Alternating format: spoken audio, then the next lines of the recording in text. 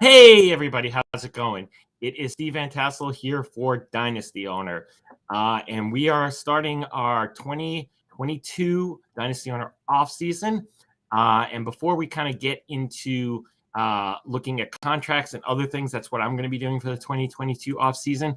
I wanted to look back a little bit at 2021 and give some of the best and the worst, or as I am calling them, the victory laps and the walks of shame.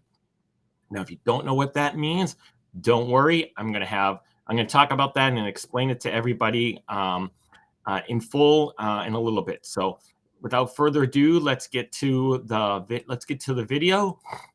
Let's get to the presentation and talk about them. So, we've got victory laps and walks of shame. So, basically, the definition. Definition of a victory lap is an occasion when someone is proud of something that they have done and invites other people to admire them. I did this after my week 14 recommendation of James Robinson as somebody who you should have in your dynasty owner bench.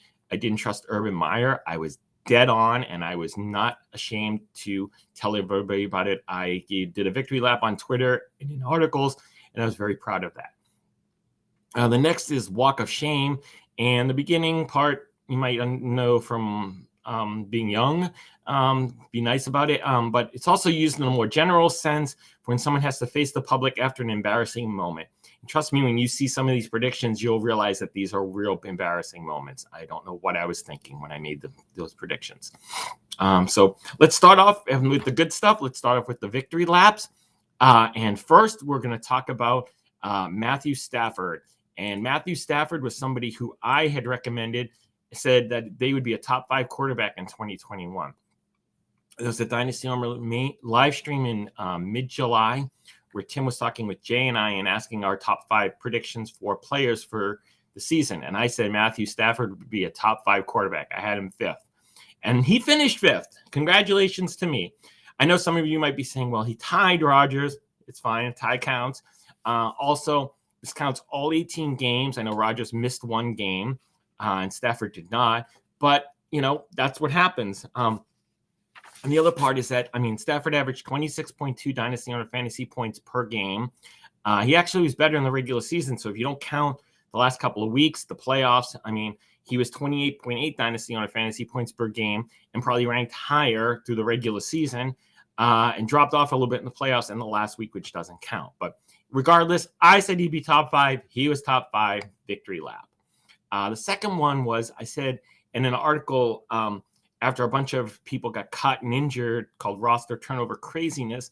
This was in late August, early September. I said to go pick up Tyler Conklin, the tight end from Minnesota. I thought he was in a good situation. Irv Smith had just got hurt. He had performed well at the end of the 2020 season, and so he was only rostered in 37% of leagues at the time, and he was going undrafted in Dynasty Owner startups. And it turned out that was a great recommendation. He finished with 137.3 Dynasty Owner fantasy points. That made him the tight end 16 on the year. I know that's a bench tight end, but you need a bench tight end, and you need somebody to start occasionally if your tight end gets hurt. And he was great. He was fine for somebody who basically most people probably picked up for $1 million Dynasty dollars, so by $1. So I think that's a good pick. I think that was a good recommendation, and I'm proud of it, and that's a victory lap. Now we're going to go into some of the walks of shame. And the first one was that in the same live stream where I said to Matthew Stafford to be top 5, I didn't list Jonathan Taylor as one of my top 5 running backs in 2021. I was given a chance. Tim gave me a chance. He gave me a lifeline, and I rejected it. I said it would be Christian McCaffrey, Derrick Henry, Dalvin Cook, Alvin Kamara, and David Montgomery. And all of them basically finished about 150 at least points behind Jonathan Taylor, who was the running back 1 for the season. And so injuries, other things, but I should have had Taylor there. I don't know what I was thinking. That was a terrible, terrible recommendation. Terrible, terrible decision. The second one was in the same article where I recommended picking up Conklin. I also said to grab Caden Smith from the Giants. His salary was low, it was $680,000. I looked like Evan Ingram was hurt and going to be out a couple weeks, and Kyle Rudolph was just coming off the physically unable to perform list. And so I thought Caden Smith would be a good pickup for the first couple of weeks. And that ended up being terrible. He ended up the season with 6.3 Dynasty Owner fantasy points. For the first week, he had nothing. Then he had a couple of points. He had 6.3 points in the next 2 weeks combined, and then nothing after that. He played 9 games. He ended up being the tight end 97 on the season, which is pretty hard considering that there are 32 NFL teams, which means there were 3 better tight ends on every other NFL team than him. That's just horrible. Finally, because I do weekly starter and bench recommendations, we're going to talk about some of those. I'm going to give some of the best and some of the worst of those recommendations. First, we're going to go with the highlights. And the first one we're going to go in chronological order was that I recommended in week 1 that you bench Mike Gesicki from the Miami Dolphins.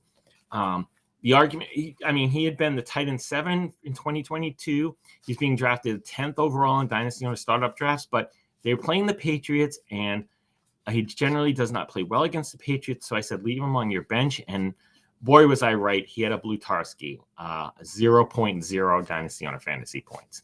So that was a great recommendation. Second is benching Sam Darnold in week 7. And you might be wondering, why would anybody even think about starting Sam Darnold? Well, if you remember back at the beginning of the season, he was pretty good the first 4 weeks. Weeks 5 and 6 were troublesome.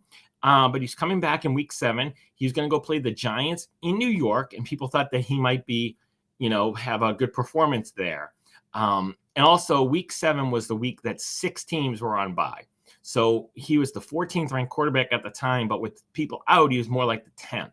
So some people probably had to start him, and if they did, they paid for it. I would not have started him because, 1, he's Sam Darnold. 2, he's going back to New York, which was a dreadful place for him. And he ended up scoring 2.5 Dynasty owner fantasy points. And the season just tumbled for Darnold and the Carolina Panthers. So that was a good recommendation that you not start Sam Darnold. Third on this list is James Robinson in week 14. And we've already discussed this. It's my favorite one. Basically, I said, Urban Meyer, he had benched Robinson the week before and claimed he didn't know he benched him, blamed the running backs coach, and then said that he would play him a lot in the following week. And my basis was that I didn't trust Urban Meyer. And boy, was I right. 6 carries, 4 yards.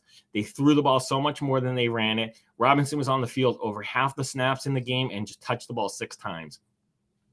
Meyer just didn't do what he said he was going to do, and he got fired for it. We got fired for a lot of things, but and so I took a big victory lap on that one, and I stick by it. One of the best recommendations I had all year. And the last one is finally one where I said start somebody who people might not have started, and that was Justin Jackson in week 16.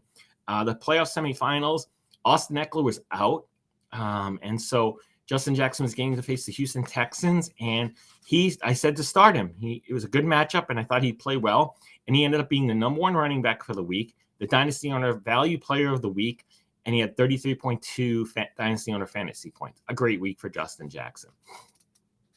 Next, we're going to talk about the lowlights. And, some of these, I'm shaking my head because I don't know what I was thinking. The first one is Tom Brady. I don't know why I would say to bench the GOAT, but I did. Well, I know why I said it. I said it because in week 4, Tampa Bay was going to New England. Brady was going to play Belichick and the Patriots for the first time. I thought his focus might be off, and they were playing the Rams, who have a good defense. And I was totally wrong. He was the 5th ranked quarterback for the week. He had 38 Dynasty owner fantasy points. He actually took over the number 1 spot in terms of fantasy points in Dynasty owner after week 3, which he relinquished in week 4 because he didn't play well against the Patriots, but he ended up being the number 1, having the most points for the course of the season. So this is just a bad recommendation. I don't know why I did it. Next isn't as bad, but it's I recommended Tommy Tremble in week 4 as a starter for tight end. And you might be saying, who the hell is Tommy Tremble? He actually plays for the Carolina Panthers.